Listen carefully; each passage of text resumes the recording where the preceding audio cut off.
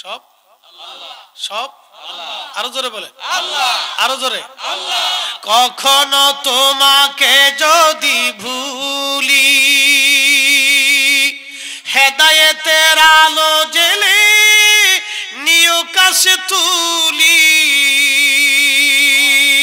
ঠাই দিও প্রিয়তম, ঠাই দিও প্রিয়তম অগমহিয়ান।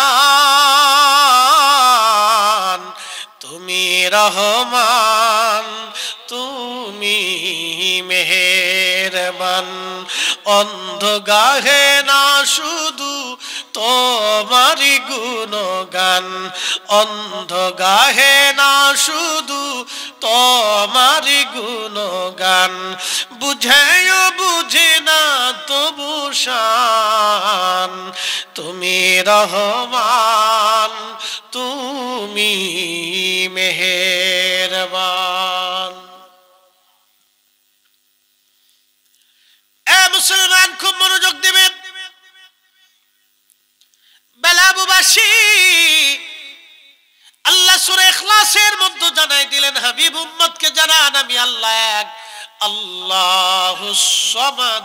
আমি কারো মুখাফিক কিনা, সব আমি আল্লাহর মুখাফিক। কি একসাথে বলবেন আল্লাহু আকবার। পৃথিবীতে একটা ধর্ম আছে মাজুসি, নাম কি? মাজুসিরা আগুনের পূজা করে। তারা বলে আগুন আমার খোদা, আগুন আমার দেবতা, আগুন আমারে বানাইছে, আগুন আমারে খাবার দেয়, আগুন আমারে নিরাপত্তা দেয়, আগুন আমারে সবকিছু দেয়। আচ্ছা আপনাদেরকে প্রশ্ন করি, জবাব দিলেন। আল্লাহ কোরআনে বললেন আল্লাহুস সামাদ, আমি কারো মুখাফিক কিনা। আগুন কিন্তু মানুষের মুখাফিক। কি কথা কন না কেন? আগুন জ্বালাইলে, জোরে বলেন, জ্বালাইলে জ্বালানি ছাড়া জ্বলে থাকতে পারে। তার জ্বলে থাকতে হলে জ্বালানি লাগবে। কি লাগবে? জ্বালানি লাগবে। আগুন একা একা জ্বলে না, জ্বালানি ছাড়া জ্বলতে পারেও না। তার মানে আগুন পর মুখাপেক্ষী। কি কথা কন না কেন? আগুন কি মুখাপেক্ষী? পর মুখাপেক্ষী। যে পর মুখাপেক্ষী হয় সে কখনো স্রষ্টা হতে পারে না। অতএব মাজুসি ধর্মে যারা অনুসারী, তারা সারা জীবন আগুনের পূজা করলো, সারা জিন্দেগি বরবাদ হয়ে গেল, কোনো কাজেই লাগলো না। কথা কোন ঠিক কিনা? বাইজিদ বুস্তামি রহমাতুল্লাহ, অ্যাটেনশন, মনোযোগ দিবেন। বাইজিদ বুস্তামি রহমাতুল্লাহ আলাইহি, তিনার বাড়ির পাশে এক মাজুসি ছিল, তার নাম ছিল শামাউন। বর্তমান যে ইরান, এই ইরানের আদিবাসীরা আগুনের পূজারী ছিল। তো বোস্তাম নগরে ওনার প্রতিবেশী ছিল এই মাজুসি, আগুনের পূজারী। তো আগুন পূজারীদের ধর্ম যাজক ছিল, আগুন পূজারীদের হুজুর ছিল। তো সারা জীবন সে আগুন পূজা করছে। তার আগুনের যে মন্দির ছিল, একটা দিনের জন্য কখনো নিভাইত না, ওটা জ্বলতে থাকতো, আগুন জ্বালাই রাখতো।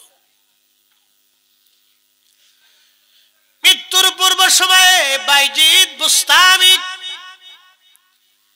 আগুনের পূজারীর কাছে যে বলতেছে, শামাউন 40 বছর ধরে তুমি আগুনটাকে সেজদা দিলা, খোদা মনে করলা, প্রভু মনে করলা। শামাউন তুমি মৃত্যু সজ্জায়। শামাউন, আমি বাইজিদ তোমার প্রতিবেশী, তোমাকে তো দাওয়াত দিতেই হয়। আমি তোমাকে শেষ মুহূর্তে কালেমার দাওয়াত দিলাম, তুমি লা ইলাহা ইল্লাল্লাহ, আল্লাহর একত্ববাদে এবং আমার রাসূল আখিরি নবীতে তুমি মেনে নাও।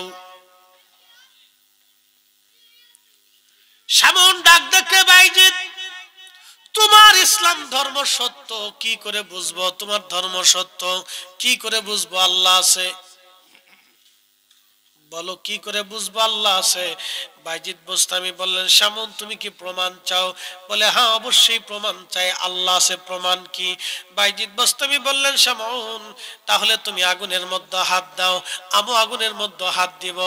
তুমি যেই মন্দির বানাইয়া আগুন পূজা করতেছো বাইজিদ, তুমি শামুন তুমি আগুনের যে পূজা করতেছো শামুন, আমি বাইজিদ আগুনের মধ্যে হাত দিব, তুমি আগুনের মধ্যে হাত দিবা, যার হাত আগুনে পোড়াবে আমি বুঝবো তার ধর্ম মিথ্যা। একসাথে বলবেন কি আল্লাহু আকবার। ওলিদের পাওয়ার আসেনি? বুঝে যান তারা কিভাবে ইসলাম এদেশে আনছে। ইরানিরা এমনি কালেমা পড়ে নাই, ভারতীয়রা এমনি কালেমা পড়ে নাই। ইরানের ছিল আগুনের পূজারী, আর ভারতীয় হিন্দের অঞ্চলের মানুষ ছিল পাথর পূজারী, মূর্তি পূজারী, বিভিন্ন দেব দেবীতে বিশ্বাসী। এদেশে কালেমার দাওয়াত এত সহজ ছিল না। খাজা বাবা আজমিরি সেই দিন যদি আনা সাগরের পানি একটা লুটার ভিতরে আনতে না পারতেন, তাহলে আজকে আপনি এই কালেমার স্বাদ নিতে পারতেন না। কিন্তু আমার দেশের কিছু সলিমুদ্দির ভাই কলিমুদ্দি লাফাই লাফাই উঠে, লাফাই লাফাই উঠে, লাফাই লাফাই উঠে। এত লাফান কে? বেশি লাফাইয়া যদি আল্লাহ পাওয়া যাইত আগে পাইতো ব্যান।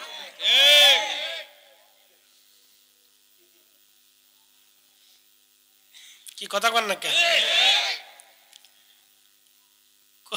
যেটা গান বানাইছে এটা ভালোই লাগছে। তোরা লাফাস কেন রে, এত লাফাস কেন? লাফাই যদি খুদা পাওয়া যাইতো আগে পাইতো ব্যান, তোরা এত লাফাস কেন?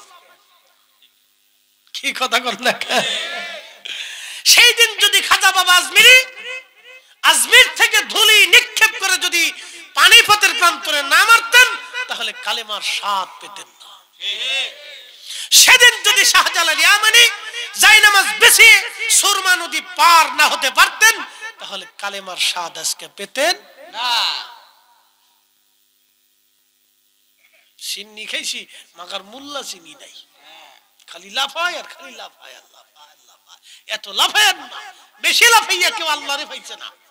আল্লাহ পাইতে হলে চোখের পানি লাগে, আনুগত্য লাগে, নবীর গোলামি লাগে। রাসূলের গোলামি ছাড়া কেউ আল্লাহ পায় নাই। আহলে সুন্নাত ওয়াল জামাত ছাড়া কোনো মা ওলির জন্ম দিতে পারে নাই। কথা ক্লিয়ার না ভেজাল আছে? পরিষ্কার। আপনি সারা দুনিয়া তন্ন তন্ন করে তালাশ করেন, আহলে সুন্নাত ওয়াল জামাত ছাড়া কোনো মা ওলির জন্ম দিতে পারে নাই।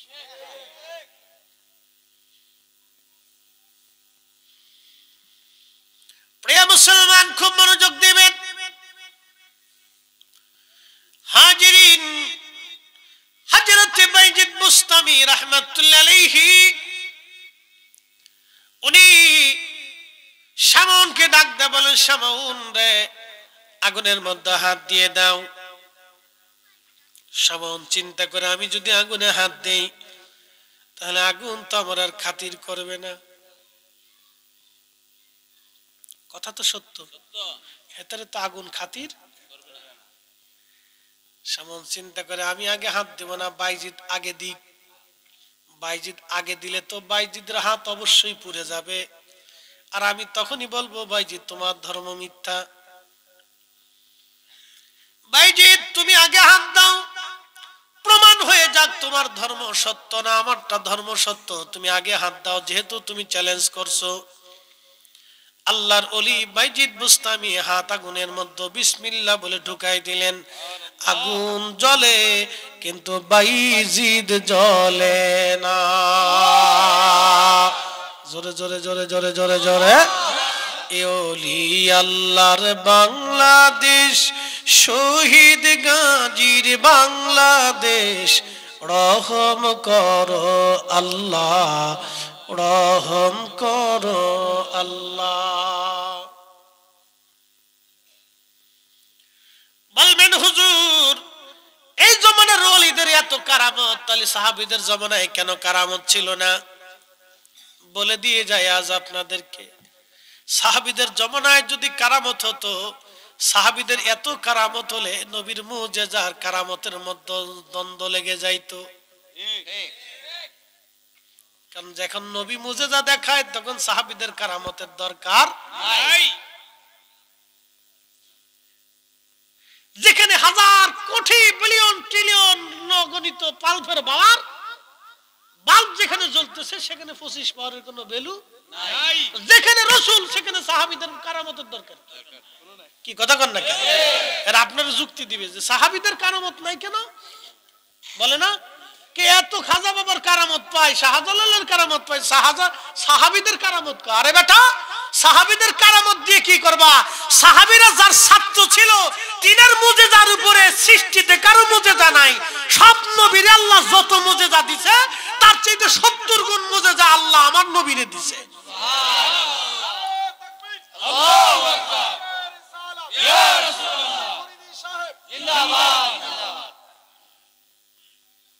সাহাবীদের আর কারামতের দরকার আছে নাই। কিন্তু হ্যাঁ, কারামত শুরু হয়েছে নবীজির ইন্তেকালের পর থেকে। কারণ এই কারামত রাসূল কারীমের মুজিজার অংশ। কিয়ামত পর্যন্ত এই উম্মতের কারামত থাকবে, তার অর্থ হলো নবীর মুজিজা কিয়ামত পর্যন্ত চলমান থাকবে। বলতেছি, খলিফা হযরত ওমর রাদিয়াল্লাহু আনহুর আগে একজন খলিফা ছিলেন আবু বকর। তিনার জমানাতে ভণ্ড নবীদের উদ্ভব হলো।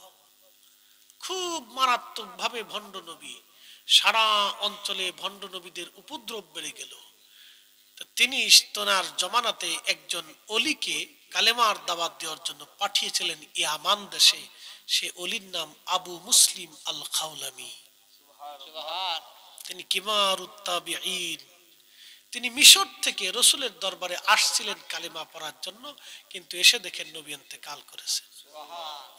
তো সাহাবী হওয়ার সুযোগ হলো না। তিনি আবু বকরের হাতে কালেমা পড়লেন। তো সিদ্দিক আকবর বললেন, যেহেতু আপনি কালেমা পড়ছেন, তাহলে আপনাকে ইয়ামান দেশে পাঠাইলাম কালেমার দাওয়াত দিতে। আবু মুসলিম আল খাওলামি কালেমার দাওয়াতের জন্য ইয়ামান চলে গেলেন। সিদ্দিক আকবরের জমানা, আবু মুসলিম আল খাওলামি যখন কালেমার দাওয়াত দিতে ইয়ামান গেলেন, ভণ্ড নবীদের উপদ্রবে খলিফা আবু বকর সেনাবাহিনী পৃথিবীর বিভিন্ন জায়গায় পাঠাইলেন, কিন্তু ইয়ামান পাঠাইতে পারলেন না। অল্প সংখ্যক সাহাবী এবং সামান্য কিছু মুসলমান নিয়ে সেই সময় ছোট্ট বাহিনী ইয়ামান আক্রমণ করার সুযোগ পেল না। আবু মুসলিম আল খাওলামি একা পড়ে গেলেন। ভণ্ড নবীর লোকেরা আবু মুসলিমকে ধরে নিয়ে গেল। আবু মুসলিম, তুমি ওই ইসলাম ছেড়ে দিয়ে আমাদের নবীর দিন মেনে নাও, ভণ্ড নবীর কথা মেনে নাও। আবু মুসলিম বললেন, না, জীবন চলে গেল তোমার ভণ্ড নবীর কথা আমি মানতে পারবো না। কারণ আমার নবী শেষ নবী, আমার নবীর পরে আর কোন নবী দুনিয়াতে হবে না, কোন নবীর প্রয়োজন নাই। লা নাবিয়া বাদি, নবীর পরে কোন নবী নাই। ওমান দা আন-নবুওয়া ফাহুয়া কাফির, এবং যে নবুয়ত দাবি করবে বিনা সন্দেহে নিঃসন্দেহে সে কাফের, সে বেঈমান। কথা বলেন ঠিক কিনা?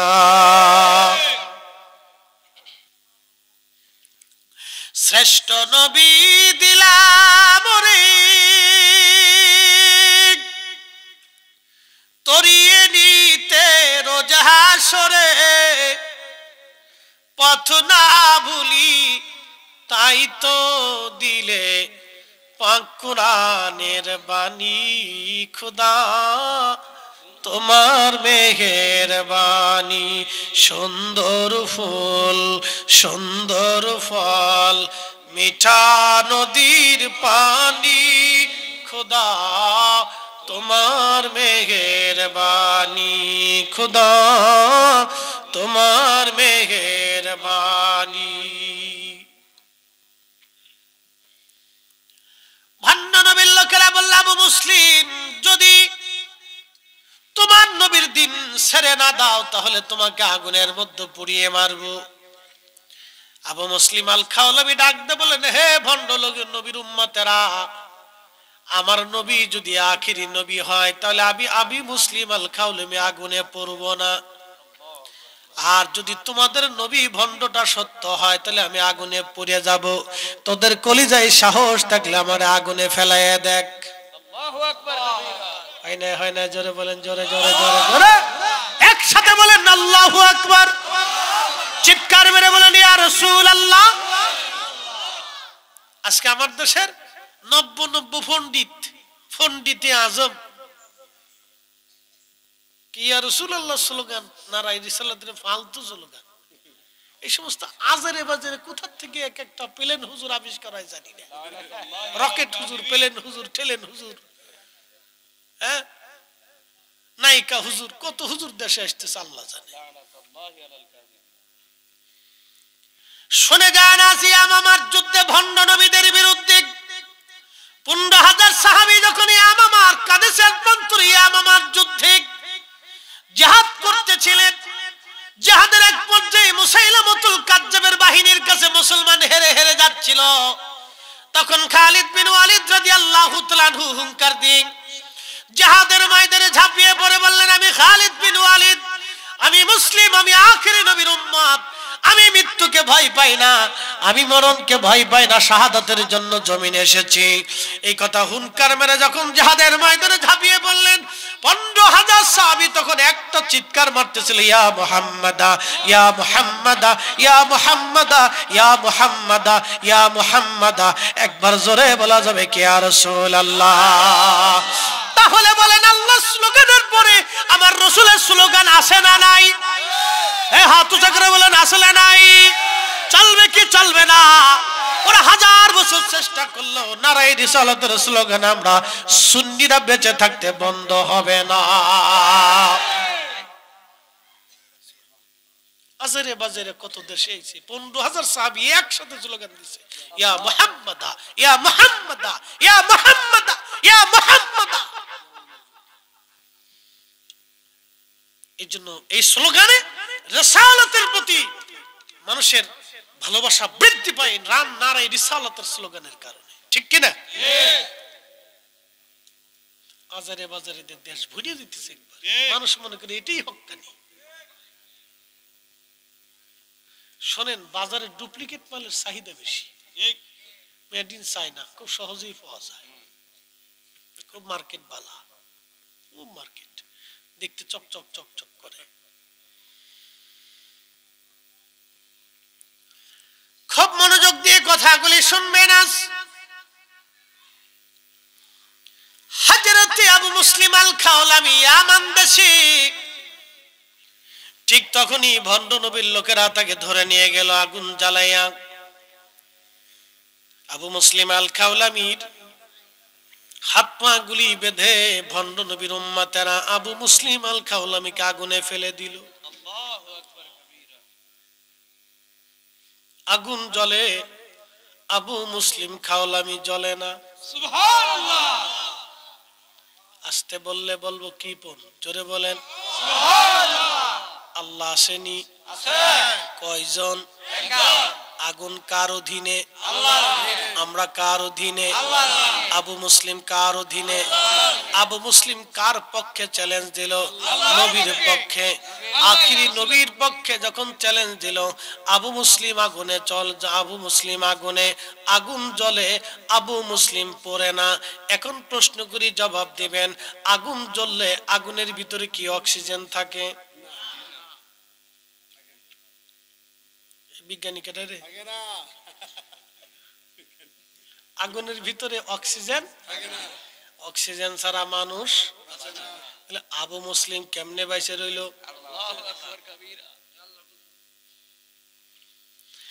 আগুনও যার, অক্সিজেনও তার, আবু মুসলিমও তার। আবু মুসলিম নবীর পক্ষে, ভণ্ডরা নবীর বিরুদ্ধে চ্যালেঞ্জ দিলেন। আবু মুসলিম, আগুন জ্বলে, আবু মুসলিম খাওলামি জ্বলেও না, অক্সিজেন বন্ধ হয় না। তিনি আমার সেই রব, আমার আল্লাহ বলে দিলেন, হুজুর উম্মতকে জানায় দেন, উম্মতকে জানায় দেন, ইন্নাল্লাযীনা আমানু ওয়া আমিলুস সালিহাতি উলাইকা হুম খায়রুল বারিয়া। ইমানে আমলে, ইমানে আমলে, ইমানে আমলে যারা পাকা পাকা হবে, আল্লাহ বললেন তারা জগৎ সমূহের মধ্যে তারা সেরা, তারা সেরা, তারা শ্রেষ্ঠ, তারা শ্রেষ্ঠ, তারা মহান, তারা মহান। একবার অলিরাই মহান, অলিরাই শ্রেষ্ঠ। আপনি যতই চিল্লা ফাল্লা করেন, খাজা বাবা আজমিরির শান কমানো সম্ভব হবে না, আবু মুসলিম আল খাওলামির ইজ্জত কমানো সম্ভব হবে না, শাহজালাল ইয়ামানি মুজাররিদের ইজ্জত সম্মান কখনো কমবে না। কি কথা বলেন, ঠিক কিনা?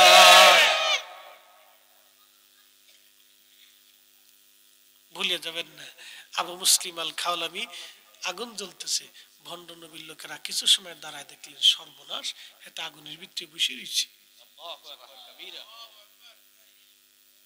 দীর্ঘ সময় আগুন জ্বলল, আগুন থেকে তিনি বের হয়ে আসলেন। ভণ্ড নবী সহ লোকজন পালিয়ে চলে গেল। কিছু লোক পালাইলো, কিছু লোক বলল না, আমরা আর মিথ্যার মধ্যে থাকবো না, লা ইলাহা ইল্লাল্লাহু মুহাম্মাদুর রাসূলুল্লাহ সাল্লাল্লাহু আলাইহি ওয়াসাল্লাম। একসাথে বলবেন না, ইয়া রাসূলুল্লাহ। ধুলির ধরা বেহেশত আজ জয় করিল দিল রে লাজ, আজকে খুশির ঢল নেমেছে ধূসর সাহারায় রে সাগর আকাশ বাতাস দেখবি যদি আর, আয় রে সাগর আকাশ বাতাস দেখবি যদি আর, দেখাবে না মায়ের কোলে দোলে শিশু ইসলাম দোলে, কচি মুখে শাহাদাতের বাণী সে শোনায় রে সাগর আকাশ বাতাস দেখবি যদি আর, আয় রে সাগর আকাশ বাতাস দেখবি যদি আয়। ত্রিভুবনের প্রিয় মুহাম্মদ, ত্রিভুবনের প্রিয় মুহাম্মদ এলো রে দুনিয়ায় রে সাগর আকাশ বাতাস দেখবি যদি আর, আয় রে সাগর আকাশ বাতাস দেখবি যদি আয়। বন্ধু আমার খুব মনোযোগ দিবেন। আবু মুসলিম আল খাওলামি উঠে আসলেন আগুনের ভিতর থেকে। বহু ইয়ামানবাসীর ভুল ভেঙে গেল, তারা দোহরায়ে কালেমা পড়ে শুধরায় নিল। সারা পৃথিবীতে সংবাদ ছড়ায় গেল, মদিনায় সংবাদ আসলো। হযরত ওমর রাদিয়াল্লাহু আনহু ইয়ামানের পথের সামনে দাঁড়ায় থাকে, কখন কোন দিন আবু মুসলিম আসবে, এই উম্মতের ইব্রাহিমকে আমি অভিবাদন জানাবো, এই উম্মতের ইব্রাহিমকে আমি সম্বোধন জানাবো, এই উম্মতের ইব্রাহিমের সাথে আমি মোলাকাত করব। সুবহানাল্লাহ। এই উম্মতের ইব্রাহিম, জোরে বলেন, এই উম্মতের ইব্রাহিম। ইব্রাহিম আলাইহিস সালামকে আগুনে ফেলাইছিল কেডায়? নমরুদ। কতদিন ছিল? 40 দিন। 40 দিন আগুনে অক্সিজেন থাকে, খাবার থাকে, দিশে পাঠাইছে কে? আল্লাহ। ইরাকের বাগদাদে সে আগুনের কুণ্ডলী এখনো আছে, সেই স্থানটা এখনো আছে। ইব্রাহিম আলাইহিস সালামকে আগুনের মধ্যে ফালানো হলো 40 দিন আগুনের ভিতরে। ইব্রাহিম আলাইহিস সালামের মা বলতেছে, ইব্রাহিম আমি তো তোর মা, পৃথিবীর সবাই ভুললে আমি তো ভুলতে পারি না, তোর আল্লাহকে বল না আগুন যেন আমার জন্য ঠান্ডা হয়ে যায়, আমি তোর কাছে আসবো বাবা। একসাথে বলবেন না মারহাবা? মা মা যেটা বললেন কি মা। সবাই ভুললেও উনি ভুলে না। ছেলে ইয়াং, বিয়ে হয়েছে, প্যারালাইসিস রোগ হলো, স্ত্রী চলে যাবে। স্ত্রী কি হবে? কেন চলবে? পিছনে কারণ আছে। এটা খারাপ দৃষ্টিকোণ না, অ্যাটেনশন, এটা আমি খারাপ দেখি না। প্রত্যেক মা চায় তার সন্তানটা ভালো থাকুক। তো শ্বশুর বাড়ির লোকজন বলবে সে তো যেহেতু অসুস্থ, তাহলে আমাদের মেয়েকে আমরা নিয়ে যাব। তো তারা নিয়ে যাবে। সে অন্য কোথাও তার সংসার বা তার জীবন গড়ার জন্য তার একটা ব্যবস্থার প্রয়োজন আছে, এটা স্বাভাবিক। তো মেয়েটা চলে গেল। এখন এই ছেলের জন্য আপন কি আছে? ঘরের মধ্যে পেশাব করে, পায়খানা করে, কি যন্ত্রণা। ভাই হয়তো 2-4 দিন, আর ভাইয়ের বউরা তো ওটা কাছেই আসবে না। বন্ধু বান্ধব হয়তো 2-1 দিন আপনাকে দেখতে টেকতে আসবে, খুব অসুস্থ, একটু দেখে আসি, বাস দেখা শেষ, চলে যাবে। 6 মাস 1 বছর ওইভাবে ভুগতে ভুগতে আপনার পায়খানা পেশাব ওই অবস্থায় যে পরিষ্কার করে সে মা। আপনাদেরকে বলি এগুলো হলো বাস্তবতা। কোনদিন আল্লাহ জানে সিচুয়েশনে কাউকে না ফেলা, তো যে পড়ছে সে জানে মা কি জিনিস। এই জন্য সাবধান, কখনো আনিশ করিলি ওয়ালি ওয়ালি দায়িক। আল্লাহ কোরআনে বলছেন, বান্দারে তুমি আমার শকর করো, সাথে সাথে তুমি তোমার পিতামাতার প্রতি কৃতজ্ঞ হও, তাকে সম্মান করো, সর্বোচ্চ সম্মান করো তুমি তাকে।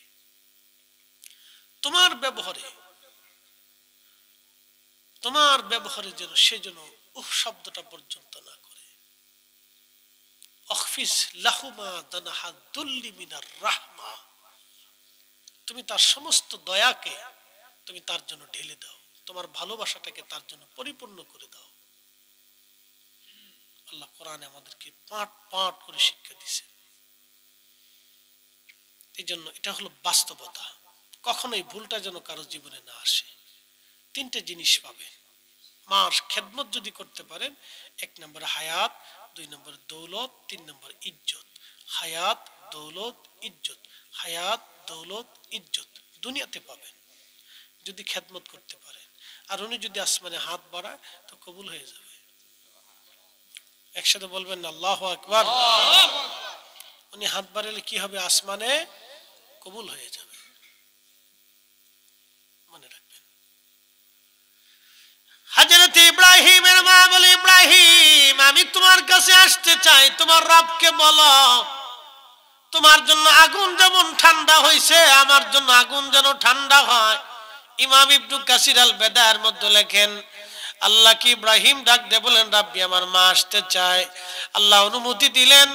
ইব্রাহিমের মা খাবার দাবার নিয়ে হযরত ইব্রাহিম আলাইহিস সালামকে আগুনের কুণ্ডুলির মধ্যে বসে বসে মা সন্তানকে আদর করে খাবার খাওয়ায় চলে আসলো। একবার জোরে জোরে বলা যাবে কি মারহাবা। কখনো তোমাকে যদি ভুলি, হেদায়েতের আলো জেলে নিউ কাছে তুলি, ঠাই দিও প্রিয়তম, ঠাই দিও প্রিয়তম ওগো মহিয়ান, তুমি রহমান তুমি মেহেরবান।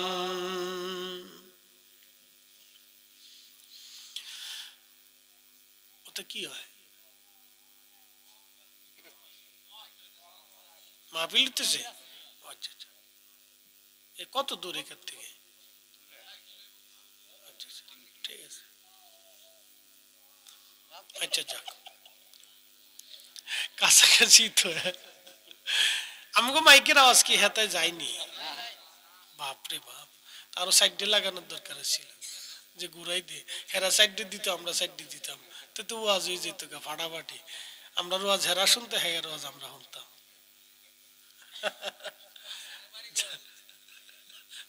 আল্লাহর ইচ্ছা সব। একসাথে জোরে বলি তো আল্লাহু আকবার। আবু মুসলিম আল খাওলামি সুদূর ইয়ামান থেকে রওনা করলেন মদিনার পানে। হযরত ওমর দাঁড়ায় থাকে, কখন আসবে আসবে আসবে, অপেক্ষা করতে করতে করতে করতে একদিন দেখে আবু মুসলিম আল খাওলামি আসে, হযরত ওমর দাঁড়ানো। আহলান সালাম দেওয়ার জন্য হযরত ওমর কাছে আসার পরে বুকের মধ্যে জড়িয়ে ধরে আদর করলেন, চুমা খাইলেন আর বললেন, আবু মুসলিম তুমি এই উম্মতের ইব্রাহিম ইব্রাহিম। একবার জোরে বলা যাবে কি মারহাবা। বলেন আল্লাহ আছে না নাই? আমাদের নবী হক না বেহক? একবারে বাস্তব তাজা ঘটনা, তাজা, লক্ষ লক্ষ মানুষ এই ঘটনার সাক্ষী। তাজা ঘটনা, একবারে তাজা ঘটনা সাহাবীদের জমানায়। কে বলছে সাহাবীদের জমানায় কারামত ছিল না? বেটা কিতাবই তো পড়ে না। ঠিক কি কথা কর না কেন? এ মুসলমান, শামুন বাইজিদ বুস্তামি আগুনের মধ্যে হাত দিয়ে বসা, আগুন জ্বলে, বাইজিদ বুস্তামি জ্বলে না। দীর্ঘ সময় পরে অলিকুল শিরোমণি বাইজিদ বুস্তামি রাহিমাহুল্লাহ হাত বের করে নিয়ে আসলেন। শামুন, দেখো তুমি এবার আগুনের মধ্যে হাত দাও। শামন বললেন, বাইজিদ, এত বছর ধরে আগুনের সামনে সেজদায় পড়ে থাকি, একটা বারের জন্য আগুন আমাকে খাতির করবে না? তুমি এমন কি করলা বাইজিদ, আগুন তোমারে পোড়ানোর সাহস করলো না? বাইজিদ ডাক ডাকা, শামুন, তুমি আগুনের সেজদা দিছ, আর আমি আমার মা আগুনের মালিক রে সেজদা দিয়ে খুশি করছি। তুমি যদি আগুনকে খুশি রাজি করতে চাও, বাধ্য করতে চাও শামুন, তাহলে আগুনের পূজারি না হইয়া আমার মালিক আমার আল্লাহকে মেনে সেজদা দাও। জাগা মতো মানলে কাজ হবে, আজারে বাজারে মাইনে কোনো লাভ হবে না। এই জন্য আমরা সুন্নিরাও জানি, নবী মানলে আল্লাহ মানা হয়। কথা কন না কেন? নবী মানলে আল্লাহ। আবু বকর সিদ্দিক আগে নবী দেখছে, আম্মা জান খাদিজা আগে নবী দেখছে, হযরত বেলাল আগে নবী দেখছে, হযরত সুমাইয়া রাদিয়াল্লাহু আনহা নবী দেখছে, ইয়াসার নবী দেখেছে, আবু যর গিফারি নবী দেখেছে। ১৬ লক্ষ সাহাবী আগে নবী দেখা তারপরে কালেমা আনছে। আয় নবী দেখা আল্লাহ চিনেছে, আগে তারা আল্লাহ দেখে নবী চিনে নাই। তারা আল্লাহ আছে এটা জানতো না, আমার নবী দেখে তারা আল্লাহ মেনেছে, আল্লাহ চিনেছে। কথা বলেন ঠিক কিনা? মনোযোগ দিয়েন। হযরত আব্দুল্লাহ ইবনে মাসউদ তখন বালক। আল্লাহর নবী এবং আবু বকর দুইজন পাথুরি রাস্তা, মরুভূমি, পাহাড়ি রাস্তা দিয়ে হেঁটে হেঁটে যেতে যেতে ক্লান্ত হয়ে গেলেন, পানির তৃষ্ণা লেগে গেল। এবছর যারা হজে গেছে তারা জানে হজ কি জিনিস। এরকম এক একটা বোতল 10 মিনিট পর পর খাইছি, তারপরেও কলিজায় পানির ঠান্ডা মিটে না। তাই এরকম নর্মাল পানি খাই নাই, বরফ দেওয়া দেওয়া পানি, ফ্রিজিং করা পানি খাইছি, তারপরেও কলিজা ঠান্ডা হয় না। আরাফা থেকে যখন হাঁটা শুরু করবেন, মুজদালিফা হয়ে মিনা হয়ে জামারাত হয়ে হেরেমে আসবেন, সেই দিন বুঝবেন হজ কারে কয়। আমার চোখের সামনে আরাফাতে এক মিশরি হাজি ছটফট করে মারা গেল, প্রচন্ড গরমে, হিট স্ট্রোকে। হজ কারে কয় বোঝা যায় গরমে হেঁটে হেঁটে হজ করলে, আর আরামে হজ করলে হজ করা যাবে, কিন্তু হজের গুরুত্ব বুঝবেন না। এই জন্য বুড়া কালে হজের চাইতে জোয়ান কালে হজ করা ভালো। আমাদের দেশের বহু মানুষের হজ ফরজ। ওরে যাচ্ছি কবরে, হাসরে কবরই তো যাইতে হবে আমাদের, কবর ছাড়া আর কি রাস্তা আছে? কবর ছাড়া রাস্তা নাই, ওখানেই যাওয়া লাগবে। আজ অথবা কাল 1 ঘন্টা পরে হলেও যাইতে হবে। তো লাস্টের দিকেই যাই, জীবনের শেষে যেহেতু কবরে যাইতে হবে, তো শেষের দিকেই কবরে চলে যাচ্ছি, চিন্তার কোনো কারণ নেই। আমি কবরে আসতেছি, কবরে ওয়াজ রাইখে আইছি। একসাথে বলবেন আল্লাহু আকবার। ইসলাম সত্য, দিন সত্য, ঈমান সত্য, এগুলি বুঝতে হলে আপনাদেরকে প্র্যাকটিক্যাল বুঝাইতে হবে। প্র্যাকটিক্যাল কিছু বাস্তব ঘটনা আপনাদেরকে না বললে একই আসবে না। এই জন্য পৃথিবীতে কারামত আল্লাহ কেন দিলেন, ওলিদের কারামত কেন দিছে? কারামত দিছেন হলো বাস্তব আল্লাহকে বুঝার জন্য। কথা ঠিক কিনা? আল্লাহ যে আছে কি করে বুঝবে? নবী যে তিনি নবী, তাহলে সাহাবে কিরাম কি করে বুঝতেন? এই জন্য আল্লাহ মুজেজা দিছেন। কথা ঠিক কিনা? তো নবীজি যাচ্ছেন, তো পানির তৃষ্ণা। এমন সময় আবু বকরকে বলেন, আবু বকর রে, পানি কোথাও পাওয়া যাবে? বলে, হুজুর এই মরুভূমিতে, পাহাড়ি পাথর, পাহাড়ের অঞ্চলে কোথায় পাবো? বলে, দেখো কোনো রাখাল আছে কিনা, যদি ছাগলের পাল নিয়ে আসে তাহলে তার কাছ থেকে তো পানি পেলেও পাওয়া যেতে পারে। তো দেখতেছে একটা বালক অনেকগুলি ছাগল নিয়ে পাহাড়ি চর দিয়ে চড়ে বেড়াচ্ছে। তো পাহাড়ের কোনায় কোনায় কোনায় কোনায় আরবে দেখছেন ঘাস হয়, দেখতে মনে হয় যে মরা মরা ঘাস, কিন্তু ওটাই খায় ছাগলে, উটে, ছাগলে, ওগুলি খেয়ে খেয়ে বেঁচে থাকে। তো আল্লাহর নবী এবং আবু বকর দুইজন কাছে কাছে গেলেন, বালককে ডাক দিয়ে বলেন, বালক তোমার নাম কি? বলে আমার নাম আব্দুল্লাহ। নামটা শুনে নবী খুশি হয়ে গেলেন। আব্দুল্লাহ তোমার কাছে কি কোনো পানি আসেনি? আব্দুল্লাহ বলেন, না আমার কাছে কোনো পানি নাই। আব্দুল্লাহ যদি পানি না থাকে একটা কাজ করো, তোমার একটা ছাগল দহন করে আমাকে কিছু দুধ পান করাও, আমার অনেক বড় তৃষ্ণা লেগেছে, কলিজা শুকায় গেছে আমার আব্দুল্লাহ। আব্দুল্লাহ ইবনে মাসউদ এই উম্মতের সবচেয়ে বড় মুফতি সাহাবী ছিলেন। তিনার বালককালের ঘটনা। তো তিনি বলতেছেন, আমি তো তাকে চিনি নেই তখনও। আমি বললাম, আপনি কে? আপনাকে তো চিনি না, কিন্তু আমি তো ছাগলের মালিক না, মালিক তো আর একজন, তা আমি মালিকের অনুমতি ছাড়া আপনাকে দুধ দিতে পারি না। একসাথে বলবেন আল্লাহু আকবার। আমাদের বেটিরা স্বামীর অনুমতি ছাড়া ফুচকা খেয়ে বেড়ায়, শটপটি খেয়ে বেড়ায়। কি কথা কর না কেন?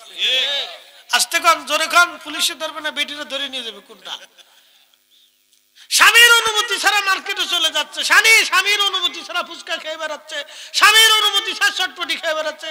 বেটারা খুশি মনে নাম দিয়েছে বিসমিল্লাহ চটপটি হাউস। ব্যবসা ভালো, খুব ভালো, বিসমিল্লাহ চটপটি হাউস। বলতেছে, আমি অনুমতি ছাড়া কি করে আপনাকে দুধ দেব? দিতে পারবো না। আল্লাহর নবীর চেহারা চকচক করতেছে, বড় আমানতদার ছেলে।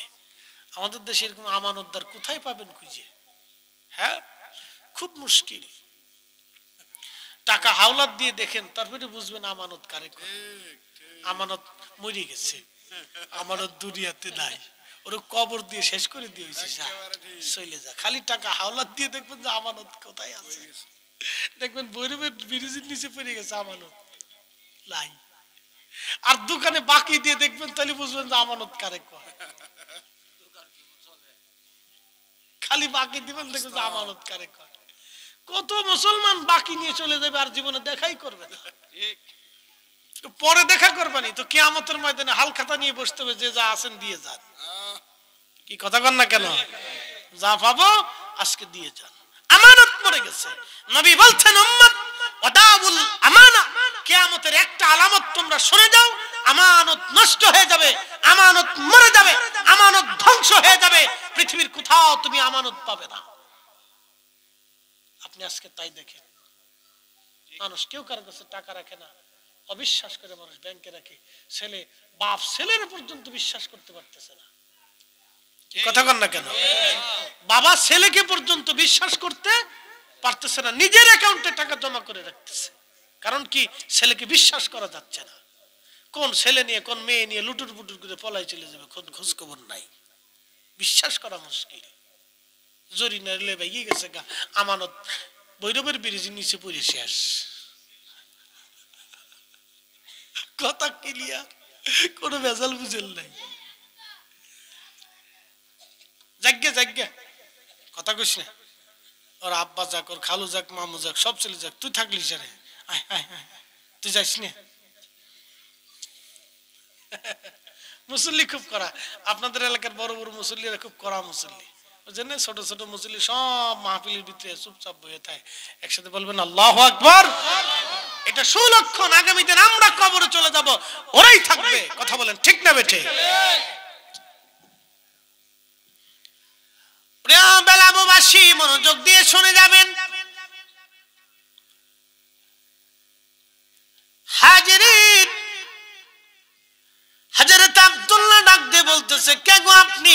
দুধ দেওয়া যাবে না, আমি মালিকের অনুমতি ছাড়া দুধ দেব না। নবীজি বলেন, আব্দুল্লাহ রে বেটা, সুন্দর কথা বলেছো তুমি। যদি এই দুধওয়ালা ছাগল থেকে দুধ দহন করে তুমি না দাও, তাহলে যেই ছাগলের দুধ হয় না, যে ছাগলের বাচ্চা হয় নাই, ওই ছাগি আমাকে একটা দাও, আমি তার দুধ দহন করে দোয়াই খাবো। জোরে জোরে জোরে জোরে, তাহলে তোর তোমার আমানত নষ্ট হবে না। যে ছাগলের বাচ্চা হয় নাই, যে ছাগলের দুধ হয় নাই, তুমি ওই ছাগল আমাকে একটা দাও, আমি তার থেকে দুধ দহন করে নিই। তো নিলেই তো আর তোমার আমানতের খেয়ানত হচ্ছে না। তো তুমি আমাকে এরকম একটা ছাগল দাও না। আব্দুল্লাহ চিন্তা করে, এটা আবার কেমনে সম্ভব?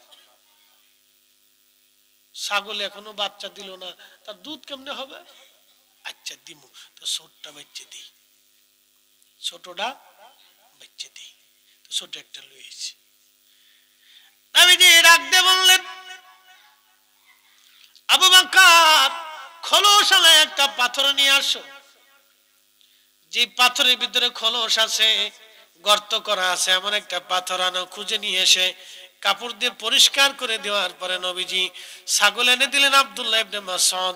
আল্লাহর নবী তার রহমতের হাত ছাগলের ওলানের নিচে মেরে দিলেন। হাত বুলিয়ে দেওয়ার সঙ্গে সঙ্গে আল্লাহর পক্ষ থেকে ওলান নেমে আসলো। আল্লাহু আকবার। আরো জোরে বলেন আল্লাহু আকবার। তিনি নবী, কোনো সন্দেহ নাই। তিনি নবী, কোনো সন্দেহ নাই। আল্লাহ নবী বিসমিল্লাহ বলে টান দিলেন, দুধ নেমে এসে পুরা পাথরের খোলসে দুধ ভরে গেল। প্রিয় নবী নিজে পান করলেন, আবু বকরকে বলেন তুমি পান করো। আবু বকর দুধ পান করলেন। আব্দুল্লাহ ইবনে মাসউদকে দিয়ে বললেন, আব্দুল্লাহ এবার তোমার পালা, তুমি দুধ পান করো। আব্দুল্লাহ বলেন, আমি পেট ভরে দুধ পান করলাম। লক্ষ্য করে দেখি আমার নবীজি আবার ওলানের নিচে হাত মেরে দিলেন। ওলানটা আবার আগের জায়গা মতো একবারে মিশে গেল। এর মনে হচ্ছে কোনো দুধই তার হয় নাই, কখনো তার বাচ্চা হয় নাই, কোনো দুধই তার হয় নাই, কোনো ওলানি তার নাই। তিনি নবী, নবী, নবী। এটা নবীদের মুজিজা। এটা দেখাইয়া বহু মানুষকে তিনি আল্লাহর পথে ডেকেছেন। কথা বলেন ঠিক কিনা? ওয়াদাইয়ান ইলাল্লাহি বিইযনিহি ওয়া সিরাজাম মুনীরা।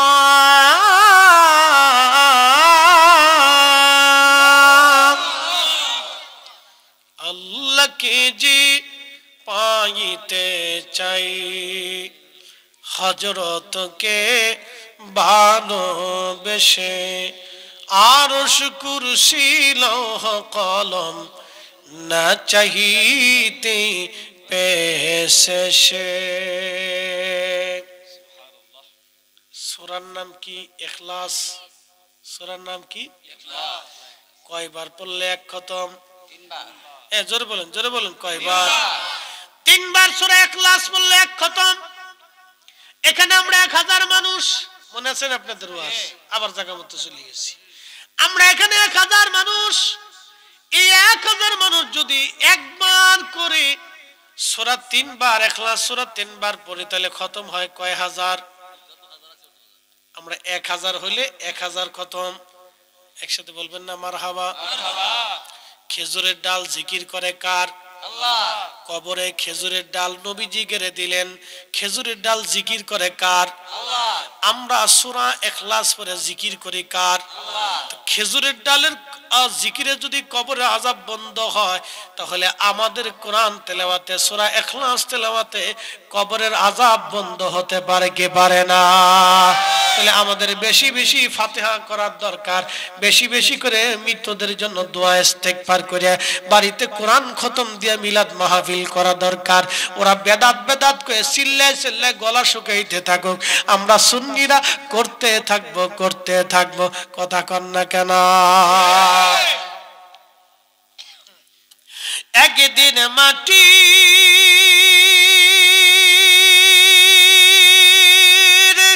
ভিতরে হবে ঘর রে, মন আমার কেন বান্ধু দালান ঘর, মন আমার কেন বান্ধু দালান ঘর। এ বন্ধু, রাত্র যদি এখন 2টা বাজে, রাত 2টার সময় আপনারা বসে আছেন, জানি একটা প্যাকেটও তাবারক নাই। সবাই খালি সারা বছর বলছে সুন্নিরা তাবারক ছাড়া মাহফিলে থাকে না। আপনি আমার একটু দেখাবেন তো বাংলাদেশের কোন হুজুরের মাহফিলে তাহিরি সাহেব ছাড়া রাত 2টা পর্যন্ত মানুষ বসে থাকে? খুব কম পাওয়া যাবে না? খুব কম পাওয়া যাবে। তার মানে আপনারা সিন্নির লোভে বসে রয়েছেন না, আপনারা আল্লাহকে ভালোবেসে রসুলকে গোলামের জন্য বসে আছেন। কথা বলেন ঠিক না ঠিক? আজকে কোনো সিন্নি টিন্নি নাই। তোরা আবার ফলাই যাস না, কিন্তু তোরা আসুস নি বাবা, তোরা আসুস নি মনাজাত পর্যন্ত আসুস নি, কিন্তু সিন্নি টিন্নি কিন্তু নাই, তাবরক নাই, কিন্তু মন খারাপ করিস না,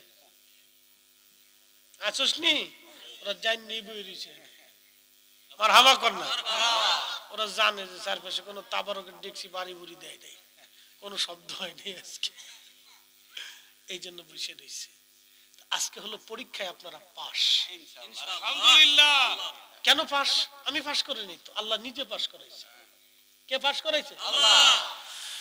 وَلَنَبْلُوَنَّكُمْ بِشَيْءٍ مِّنَ الْخَوْفِ وَالْجُوعِ وَنَقْصٍ مِّنَ الْأَمْوَالِ وَالْأَنفُسِ وَالثَّمَرَاتِ।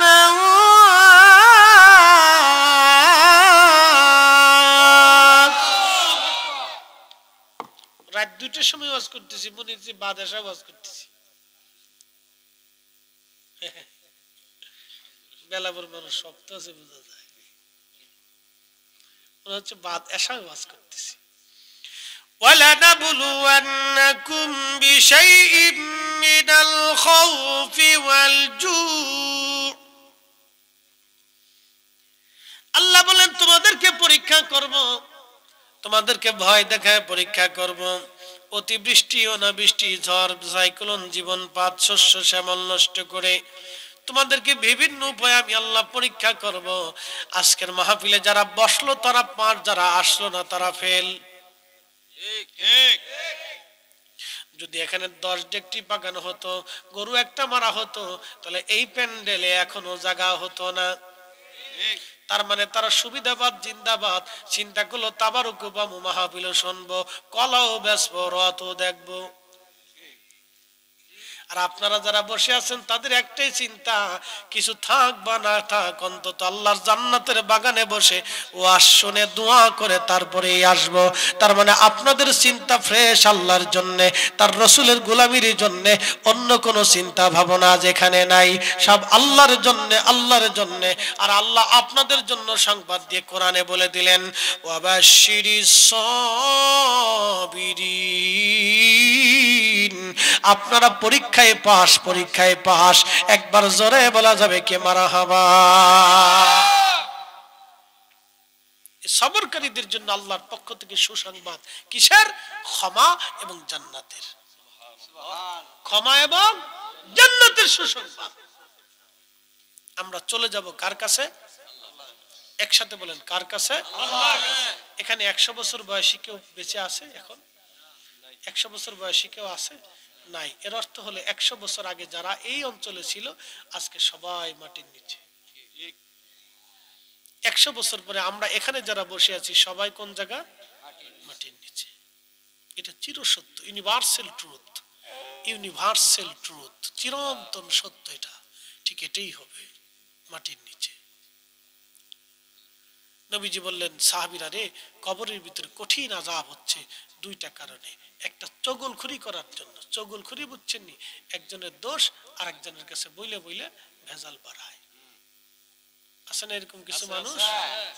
আহা, অসুস্থ আত্মা। যারা বলেন কি আত্মা? অসুস্থ আত্মা। দেখবেন চার দোকানে বসলে, হেতা ভালো না, হেতার মেয়ে এমনি চলে, হেতার বউ এমনি চলে, হেতার মা এমনি চলে, হেতায় নিজে এমনি চলে, হেতা এটা করে, হেতায় সেতা করে, সব ভালো খালি নিজে। আছেন এরকম কিছু লোক? একবার বিরাট বড় বুজুর্গ আলাইহিস সালাতু ওয়াস সালাম, শয়তানের খালাতো ভাই। কি কথা কন না কেন? শয়তানের খালাতো ভাই। সব দোষ সার মানুষের, সব খালি উনি ভালো। বসে বসে সার দোকানে খালি হেতা ভালো না, হেতার বউ এমনি যায়। আরে বেটা, অন্য বেটার বউর প্রতি তোমার নজর যায় কেন? কি কথা কন না কেন? এখন হুজুর র‍্যাঙ্ক বাড়ছে মসজিদ পর্যন্ত বর্তমানে। আমি একদিন ওয়াজ করতে গেছি গোপালগঞ্জ। কোন গঞ্জ? গোপালগঞ্জ। শেখ হাসিনার বাড়ি কোন থানা যেন ভুলে গেছি, টুঙ্গিপাড়া। টঙ্গি ফারাত গেছি মাহফিল করার জন্য। বিশ্বাস করেন আমি ওয়াজ করতেছি বেশ অনেক আগে, আমি কামিল তখন ফারিক হয়েছি। তো এলাকা তো গাইরে সুন্নি বেশি, আমরা কিছু পীর ভাইরা মাহফিলের ইন্তজাম করছে, বিরাট আয়োজন, এরকম লোকজন বেড়াই, মহিলা পুরুষ দিয়ে 1000 খানিক লোক হবে।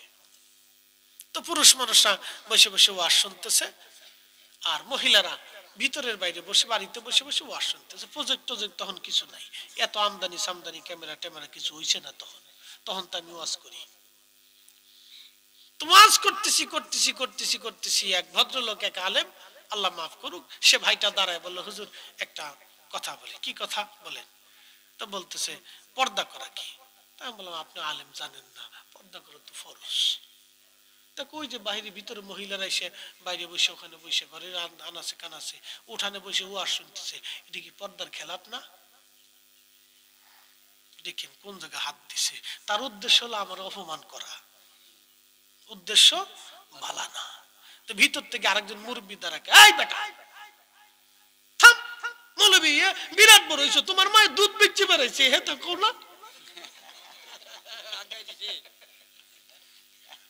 গেছে না ইজ্জত।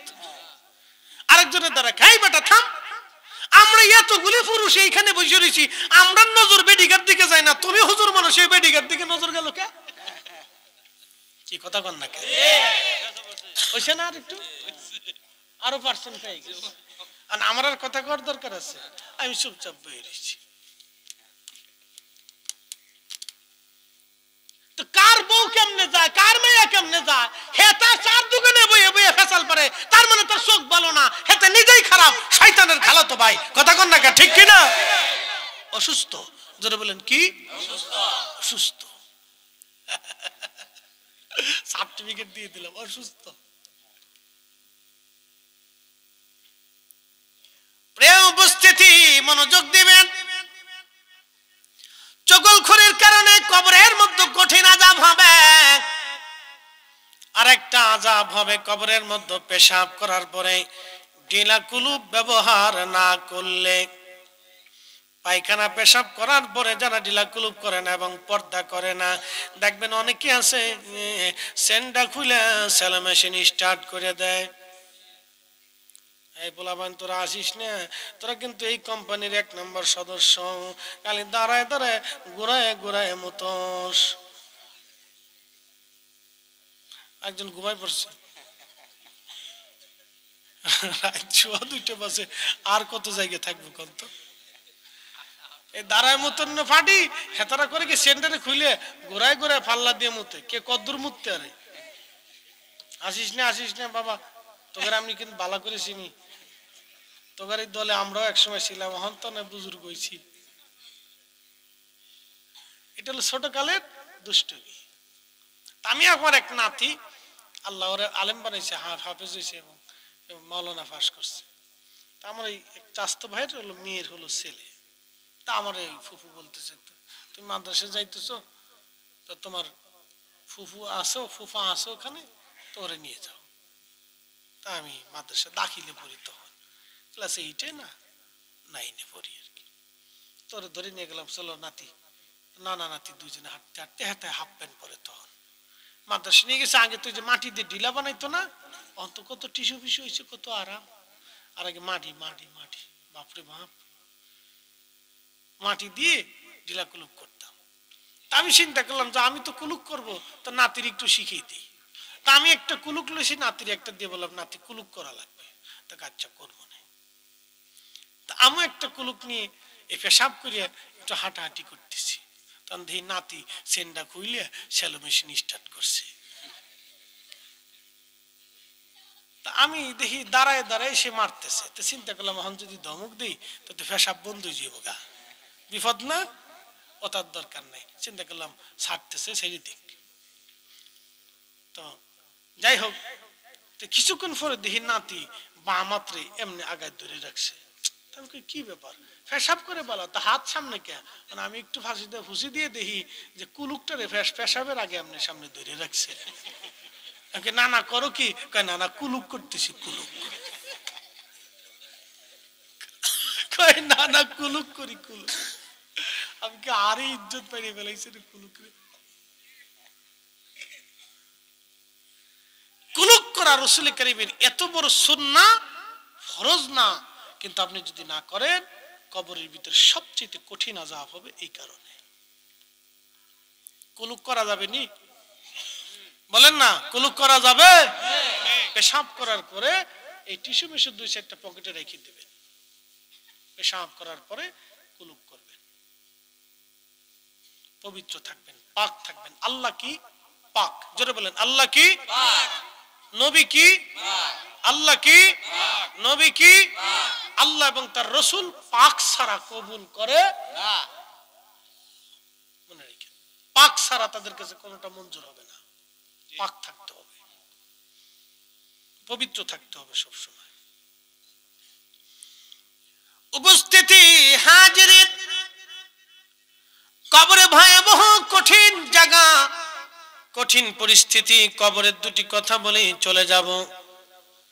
অবশ্যই তো আমরা কবরে চলে যাব একদিন, কবরে যেতেই হবে একদিন।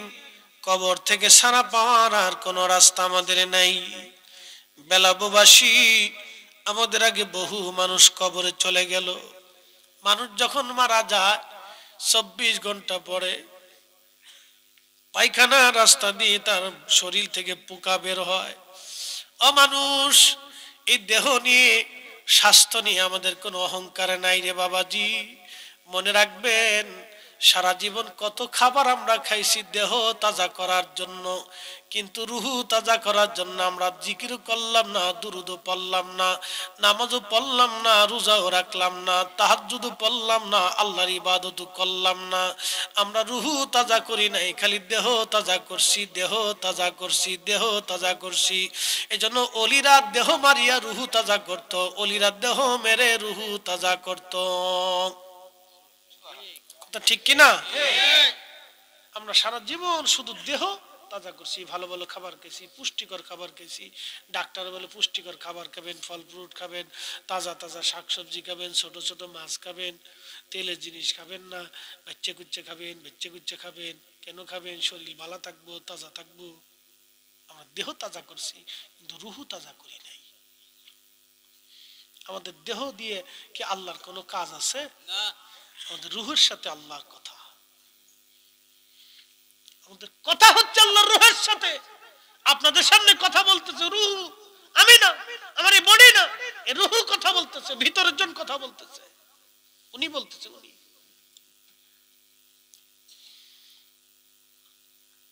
আল্লাহ বানাইলেন কত জাতি,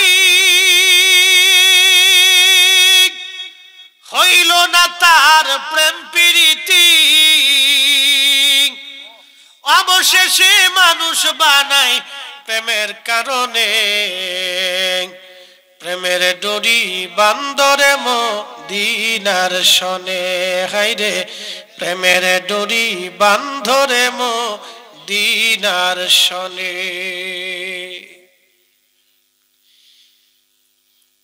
হাজিরিন বেলাববাসী, কবরের দেশে বড় কঠিন জায়গা।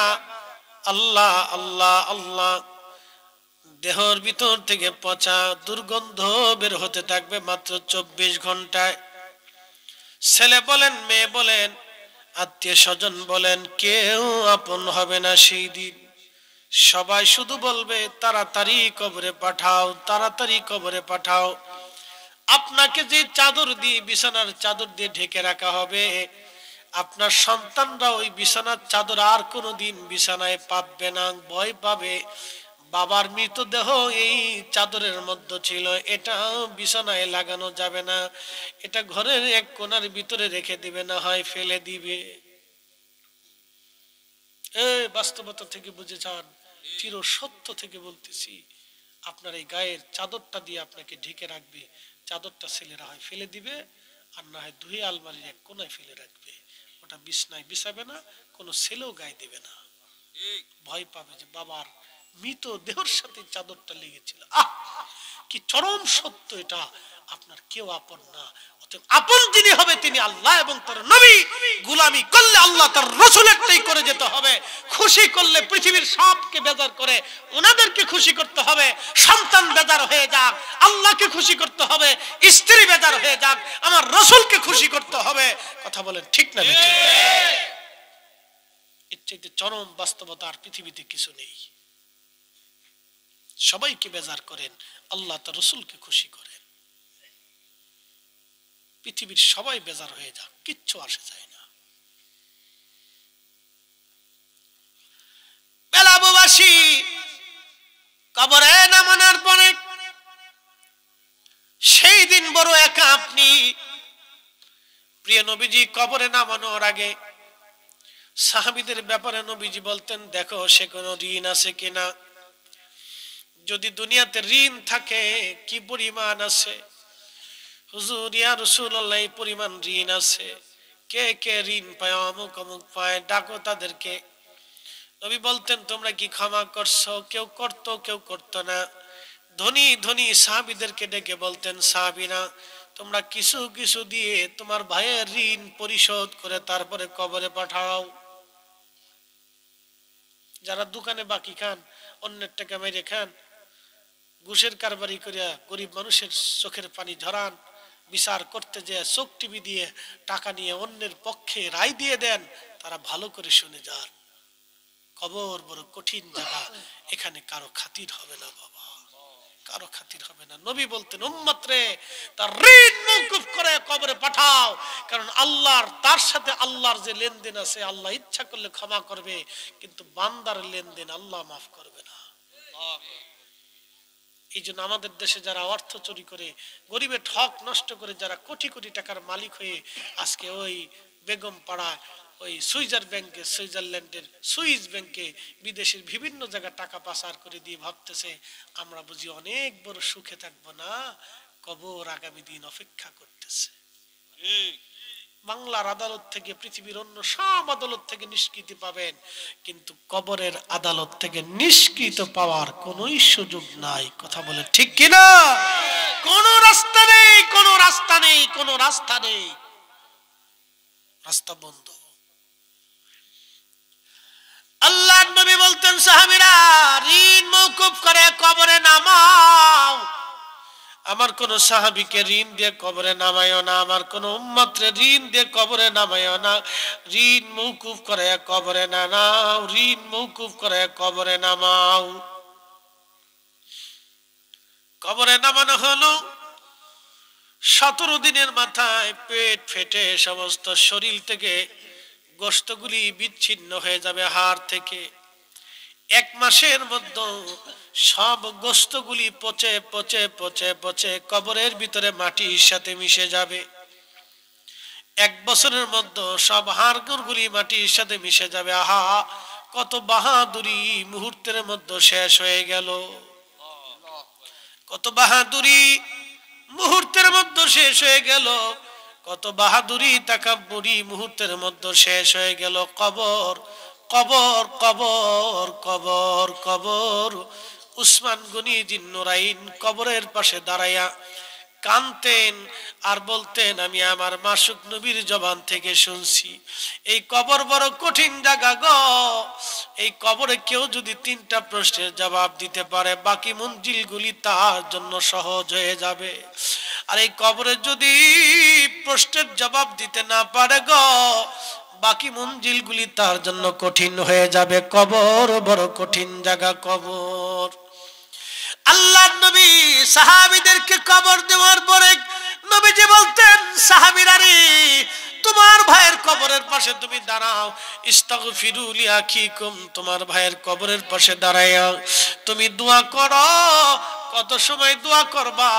একটা উট কুরবানি করার পরে চামড়া ছেলাইয়া গোশত বানাইয়া, উট চামড়া ছেলাইয়া গোশত বানাইয়া মানুষের মাঝে বন্টন করতে যত সময়ের দরকার, আল্লাহর নবী ডাক দেয়া বলতেন, উম্মত রে, তত সময় পর্যন্ত তোমার ভাইয়ের কবরের পাশে দাঁড়াইয়া ইস্তাগফিরু ইস্তাগফিরু লিআখিকুম, তোমরা তোমার ভাইয়ের জন্য আল্লাহর দরবারে ইস্তেগফার করো। কিছু সময় পরে তার কবরে মুনকার নাকির আসবে। ওই মুনকার নাকিরের প্রশ্নের জবাব যাতে সহজ হয় সেই জন্য তুমি তোমার ভাইয়ের কবরের পাশে দাঁড়ায় দাঁড়ায় দোয়া করো।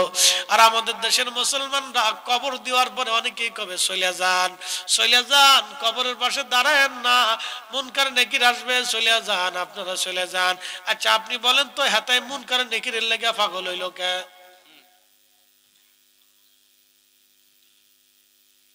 মুনকার নাকিরের লেগে হেতা পাগল হইছে কে? আল্লাহ নবী বলেন তোমার তোমার ভাইয়ের কবরের পাশে দাঁড়াও, মুনকার নাকির আসবে, প্রশ্ন করবে, যাতে সওয়াল জবাব সহজ হয়ে যায় সেই জন্য দোয়া করো, ইস্তিগফার করতে থাকো। একসাথে বলা যাবে না আল্লাহু আকবার? জিন্দেগি তোর যাইরে ফাঁকি দিয়া রে সোনার আদম, জিন্দেগি তোর যাই ফাঁকি দিয়া। ও আদম রে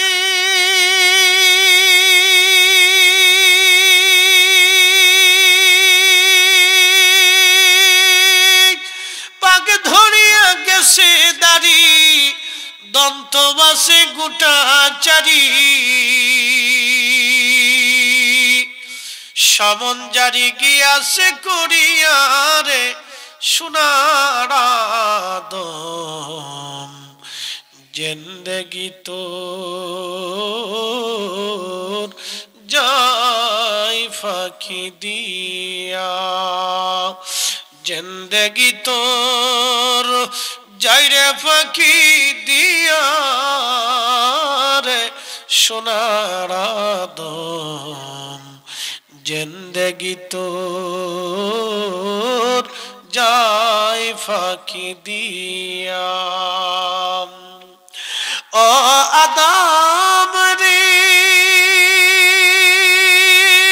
পাক ধরিয়া কামিনের ওই কোলেতে কাল ঘুমেতে রইলি তুই, সারা নিশি কাটাইলি তুই ঘুমাইয়া ঘুমাইয়া রে সোনার আদম, জিন্দেগি তোর যাই ফাঁকি দিয়া।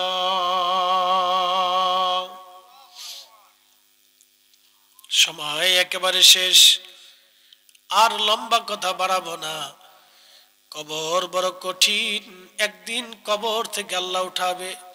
ওয়া ইদাল কুবুরু বুসিরাত, কবরগুলি যখন উদ্দোলিত হবে, কবর থেকে মানুষ উঠে হাসরের ময়দানের দিকে ধাবিত হতে থাকবে, দৌড়াইতে থাকবে, হাসরের মাঠের দিকে মানুষ দৌড়াইতে থাকবে। হাসরের মাঠের দিকে মানুষ দৌড়াইতে থাকবে। সেই দিন কত বড় হবে, সূর্যটা মাথা বরাবর আসবে 1.5 থেকে 2 কিলোমিটার মাত্র উপরে। বর্তমান যে সূর্য আপনি আকাশে দেখেন, এই সূর্যের উত্তাপ হলো 200 কোটি ডিগ্রি সেলসিয়াস। 200 কোটি ডিগ্রি সেলসিয়াস, মাত্র 13,000 ডিগ্রি সেলসিয়াস তাপমাত্রা। একটা লোহা গলে পানির মতো নরম হয়, একটা লোহা গলে পানির মতো নরম হয় 12 থেকে 13,000 ডিগ্রি সেলসিয়াস তাপমাত্রায়। সূর্যের উত্তাপ 200 কোটি ডিগ্রি সেলসিয়াস। পৃথিবীর 13 লক্ষ পৃথিবী এক জায়গা করলে যত বড় হবে একটা সূর্য হবে তত বড়। এই সূর্যের ভিতরে প্রত্যেক দিন ঘন্টায় 1 লক্ষ কিলোমিটার বেগে আগুনের ঝড় হতে থাকে। সূর্যের জ্বালানি আল্লাহর ফেরেশতারা দিতে থাকে, জ্বলতে থাকে। কোটি কোটি বছর ধরে সূর্যটাকে আল্লাহ জ্বালায় রাখলেন পৃথিবীতে আলো দেওয়ার জন্য। যদি একটা 6 মাসের জন্য পৃথিবীতে আলো আল্লাহ বন্ধ করে দেন, পৃথিবীর এমন কোন শক্তি নাই সূর্যটাকে আবার উঠাইয়া দিবে। আমার মালিক আমার রব ওই সূর্যটাকে উঠাইয়া দেন, আবার ডুবাইয়া দেন, আমাদেরকে আলো দেন, আবার অন্ধকার দেন। রাত দিয়ে পৃথিবীটাকে নিরিবিলি বানাইয়া আল্লাহ আপনার একটা ঘুম পাড়ান। এই সারা রাতের ঘুমের মাধ্যমে আপনার ক্লান্তি দূর হয়ে আবার সকালবেলা থেকে কাজের অনুপ্রেরণা আল্লাহ যোগায় দেন। আপনি যদি না ঘুমাইতেন, আল্লাহ আপনার অসুস্থ হয়ে পড়তেন, আপনি ব্রেন অসুস্থ হতো, শরীরের অসুস্থতা বাড়তো, আল্লাহ আপনার ঘুম পাড়াইয়া দেন। ঘুম নামক নিয়ামত আল্লাহ দিয়েছেন। এই সূর্যটাকে ডুবাই দিয়ে আল্লাহ আপনার ঘুমের জগতে নিয়ে গেলেন, আরাম দিয়ে দিলেন। ও বেলাবর মুসলমান, খুব মনোযোগ দিয়ে কথাগুলি শুনবেন। এই সূর্যটা 200 কোটি ডিগ্রি সেলসিয়াস তাপমাত্রা। আর শামসু ওয়াল কমারু বিহুসবান, আল্লাহ বলেন এই সূর্য এবং চাঁদ আমি আল্লাহর নির্দিষ্ট কক্ষপথে চলতে থাকে। চাঁদ সূর্যের কক্ষপথে যায় না, সূর্য চাঁদের কক্ষপথে আসে না। যার যার ঠিকানায়, যার যার পথে নির্দিষ্ট স্থানে সেই সেই চলতে থাকে। আস্তে হয়ে গেল না, জোরে বলবেন। যার যার পথে সেই সেই চলতে থাকে, কেউ কারো পথে যায় না। সূর্য আল্লাহর আইন মেনে চলে। আল্লাহ যতটুকুন আলো দিতে বলে আলো ততটুকুনি হয়। সূর্য যখন বেশি পরিমাণে উত্তপ্ত হয়, আমার আল্লাহ পাকের রহমতের ফেরেশতারা সূর্যের উপরে বরফ নিক্ষেপ করে করে সূর্যটাকে আমার আল্লাহ ঠান্ডা ঠান্ডা বানায় দেয়। একবার জোরে বলা যাবে কি আল্লাহু আকবার। মুসলমান, খুব মনোযোগ দিয়ে কথাগুলি শুনবেন বাবাজি। এই সূর্যটা হাসরের ময়দানে মাথার উপরে থাকবে। মানুষের শরীর পুড়ে যাবে না, ঝলসে যাবে না, ধ্বংস হয়ে যাবে না।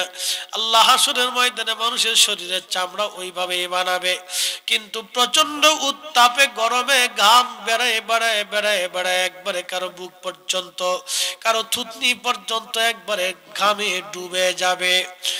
এত পরিমাণে উত্তপ্ত গরম, মানুষের তৃষ্ণায় জিহ্বা বের হয়ে কুকুরের জিহ্বার মতো ঝুলতে থাকবে। হাউজে কাউসারের পানি ছাড়া আর কোনো পানি সেই দিন থাকবে না। ইন্না আ'তাইনাকাল কাউসার, নবী গো আমি আল্লাহ আপনাকে হাউজে কাউসারের মালিকানা বানাই দিলাম। উম্মতকে জানায় দেন ফাসাল্লি রাব্বিকা ওয়ানহার। হাউজে কাউসার যদি পাইতে হয় উম্মতকে বলেন নামাজে দাঁড়াইতে হবে, উম্মতকে বলেন রাহিলিল্লাহ আল্লাহর জন্য কুরবানি করতে হবে। একবার জোরে বলা যাবে কি ইয়া রাসূলুল্লাহ। বুঝতে কি অসুবিধা হয়? কি পড়া লাগবে? নামাজ। জোরে বলেন কি পড়া লাগবে? ওই দিন হাউজে কাউসারের পানি পাইতে হলে কি করতে হবে? নামাজে দাঁড়াইতে হবে, নামাজে নামাজে নামাজে দাঁড়াইতে হবে। আল্লাহ নবী ডাক দিয়ে বলেন সাহাবীরা, হাউজে কাউসারের পানি মধুর চাইতে মিষ্টি হবে, দুধের চাইতে সাদা হবে, বরফের চাইতে ঠান্ডা হবে। আমি একদিন খুব চিন্তা করলাম, আল্লাহ বরফের চাইতে নবী ঠান্ডা বললেন কেন? আল্লাহ ওই দিন ঠান্ডা পানি খাওয়ানোর কি দরকার? এবছর হজে যায় বুঝছি ঠান্ডা পানি কেন দরকার। হজে যায় বুঝছি, বলে কারণ কি? প্রচন্ড গরম। আল্লাহু আকবার। বিশ্বাস করেন, আমরা আগের দিন সন্ধ্যাবেলা রওনা দিছি আরাফা থেকে মুজদালিফায়। মুজদালিফায় হেঁটে হেঁটে হেঁটে হেঁটে আসতেছি, হেঁটে আসতে তখন রাত। বাপরে বাপ, সেই রাতেও একটার পর একটা পানি। আচ্ছা, মুজদালিফায় আসলাম, রাত্রি কিছু সময় যাপন করলাম এখানে, এশা এবং মাগরিব একসাথে আদায় করলাম। মুজদালিফায় ফজরের নামাজ পড়ে আবার রওনা করলাম। হেঁটে হেঁটে হেঁটে হেঁটে হেঁটে হেঁটে হেঁটে হেঁটে মিনার পাশ দিয়ে জমারাতে আসলাম শয়তানরে পাথর মারার লেগে। একসাথে বলবেন আল্লাহু আকবার। কারে পাথর মারবো? শয়তানরে। সবাই খুব জৌলুস নিয়ে হাইটে আসতে, পার চলে না, পার চলে না। একটার পর একটা পানি, একটার পর একটা পানি। এরপরে সূর্য উঠতে লাগলো। আরবের সূর্য তো বুঝতেই পারতেছেন, যত উড়ে তত তাপ, যত উড়ে তত তাপ। শয়তানরে পাথর টাথর মাইরে যখন আসলাম, তখন তার কোনো গাড়ি নেই, হাইটে আসতে হবে হেরেমে। আবার হাঁটা শুরু করলাম। বাপরে বাপ, যত উড়ে তত তাপ, যত উড়ে তত তাপ। হাঁটতে হাঁটতে হাঁটতে হাঁটতে হাঁটতে হাঁটতে হেরেমে আসলাম। একটার পর একটা পানি, একটার পর একটা পানি। তখন বুঝছি যে ঠান্ডা পানি কেন দরকার। আল্লাহ কেন হাউজে কাউসারের পানিটাকে ঠান্ডার কথা বলেন নবীজি, যে বরফের চাইতে বেশি ঠান্ডা হবে সেই পানি। কেন?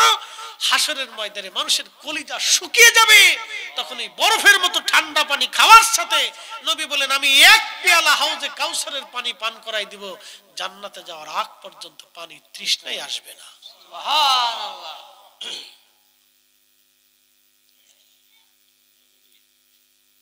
হাসরের ময়দানে পানি তৃষ্ণায়, সূর্যের উত্তাপে, প্রচন্ড গরমে, দুর্বিষহ জীবনে তা 2 আর 1 দিন হবে না, সেই দিনের দিনটা কত বড় হবে তা আল্লাহ কোরআনে বলে দিলেন।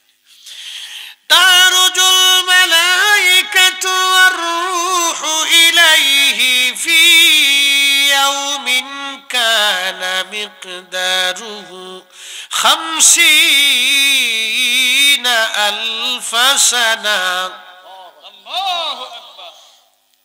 দুনিয়ার 1 সেকেন্ড করে 60 সেকেন্ড, 1 মিনিট, 1 মিনিট করে 60 মিনিট, 1 ঘন্টা, 1 ঘন্টা করে আপনার 24 ঘন্টায় দিন ও রাত, 24 ঘন্টায় দিন ও রাতের 365 দিনে 1 বছর, 1 বছর করে 50,000 বছর পার হইলে 50,000 50,000 বছর পার হইলে যত বড় হাসরের একটা দিন হবে তত বড়, একটা দিন হবে তত বড়, একটা দিন হবে তত বড়। উপায় নাই রে, উপায় নাই রে, উপায় নাই, উপায় নাই রে, উপায় নাই রে, উপায় নাই। দয়াল নবীর চরণ ভিনে উপায় নাই, দয়াল নবীর কদম ভিনে উপায় নাই। কথা বলেন ঠিক কিনা? সেই দিন বড় কঠিন, নবীজির চরণ মোবারক ছাড়া আর উপায় হবে না। আল্লাহ নবী বলে দিলেন উম্মত কিয়ামতের ময়দানে তোমরা কি আমার কাছাকাছি কি তোমরা থাকবা? সাহাবীরা বলেন বালা ইয়া রাসূলুল্লাহ, আমরা কিয়ামতে আপনার কাছাকাছি থাকতে চাই। নবী বললেন যদি কাছাকাছি থাকতে চাও তাহলে বেশি পরিমাণে আমার জন্য দুরূদ পাঠাও, দুরূদ পাঠাও, দুরূদ পাঠাও, দুরূদ পাঠাও। একসাথে বলেন আল্লাহু আকবার। কি পাঠাও? কি পাঠাও? তাহলে ঘরে ঘরে মিলাদ শরীফের ইন্তজাম করার দরকার। কথা ঠিক কিনা? ঘরে ঘরে নবীর মিলাদের দরকার, কারণ ঘরে ঘরে মিলাদ চালু থাকলে নবীর দুরূদ চালু থাকবে। কথা বলেন না কেন? ঠিক কিনা? নবীর দুরূদ সালাম চালু রাখতে হলে ঘরে ঘরে মিলাদ চালু রাখতে হবে। যারা বেদাত বেদাত করে চিৎকার করে ও চিৎকার পরে পরে গলা শুকাই ফেলা সাথে আমরা দেখার টাইম নাই। আমরা সুন্নিরা যতদিন বেঁচে থাকবো নবীর দুরূদ সালামকে জমিনে চালু রাখার জন্য ঘরে ঘরে নবীর মিলাদ দিব। কথা বলেন ঠিক না বেটে? এই হাত উঁচা করে বলেন রাজি আছি না নাই?